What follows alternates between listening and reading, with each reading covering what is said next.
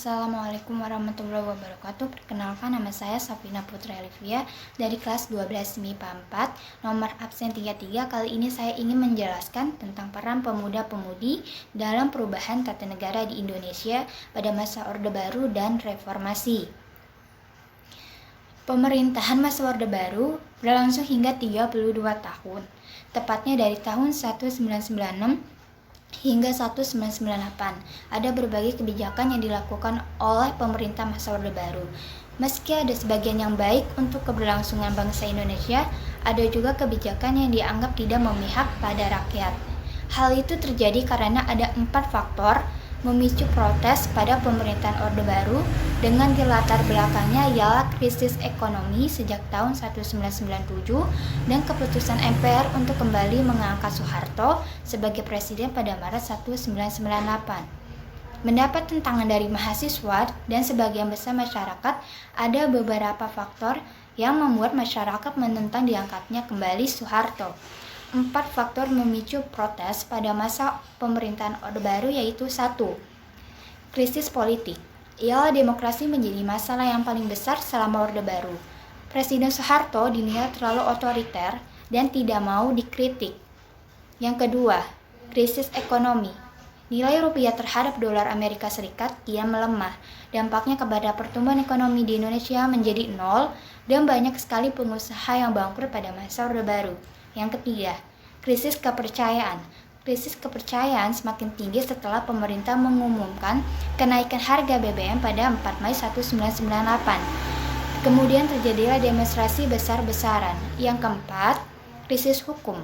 Pada masa Orde Baru, kekuasaan hakim berada di bawah kontrol dan campur tangan Soeharto. Dari 4 faktor tersebut menghasilkan 2 peristiwa besar bagi sejarah Indonesia ialah 1. Peristiwa Trisakti Mei 1998. Pada 4 Mei 1998, 4 organisasi mahasiswa mengajukan usulan melalui sidang umum MPR kedua. Berbagai usaha terus dilakukan untuk membawa reformasi di Indonesia, mulai dari diskusi antar guru besar hingga unjuk rasa. Sampai akhirnya pada 12 Mei 1998 terjadi demonstrasi besar-besaran di depan Universitas Trisakti Jakarta. Peristiwa ini memakan 6 korban jiwa dari kalangan mahasiswa akibat tembakan aparat keamanan. Di antaranya adalah Elang Mulya Lesmana, 2 Heri Hertanto, 3 Hendirawan Lesmana, dan 4 Hafidin Royan. Peristiwa ini kemudian dikenal dengan nama tragedi Trisakti. Peristiwa tersebut tidak membuat semangat mahasiswa surut dan justru menyulut adanya demonstrasi yang lebih besar pada 13-14 Mei 1998. Aksi tersebut diperparah dengan penjarahan di berbagai belahan di Jakarta. Puncaknya, pada 18 Mei 1998, mahasiswa berhasil menduduki atap gedung DPR atau MPR RI di Senayan. Di hari yang sama, Ketua MPR atau DPR RI Harmoko menyarankan Presiden untuk mengundurkan diri. Mahasiswa pun menuntut dilakukannya sidang istimewa. Meskipun begitu, Presiden Soeharto masih belum mau mundur dari jabatannya. Berbagai usaha tersebut akhirnya membuahkan hasil. Pada 19 Mei 1998, beberapa menteri kabinet Soeharto memutuskan untuk mundur dari jabatannya. Kondisi yang semakin tidak terkendali akhirnya memaksa Soeharto untuk meletakkan jabatannya di depan Mahkamah Agung pada tanggal 21 Mei 1998 pukul 10 pagi. Pada saat yang sama, Soeharto kemudian menunjuk wakilnya B.J. Habibie untuk menggantikan posisinya.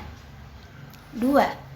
Peristiwa Semanggi 1 dan 2 November 1998. Pada November 1998, pemerintah transisi Indonesia mengadakan sidang istimewa untuk membahas agenda pemerintahan serta pemilu.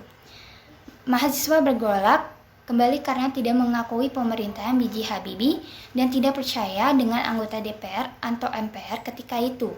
Mereka juga mendesak untuk menyingkirkan militer dari politik serta menuntut pembersihan pemerintah dari orang-orang Orde Baru.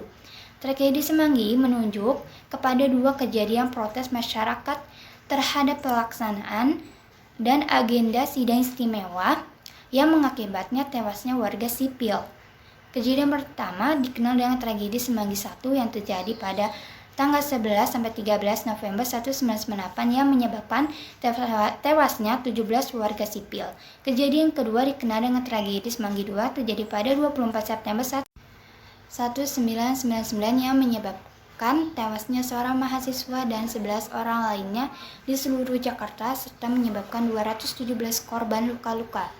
Jadi sejarah Indonesia membuktikan bahwa perjuangan pemuda tak bisa dibendung. Pemuda merupakan sosok yang berani dan cerdas, termasuk peran pemuda di masa perubahan Orde Baru ke reformasi. Sekian dari saya. Wassalamualaikum warahmatullahi wabarakatuh.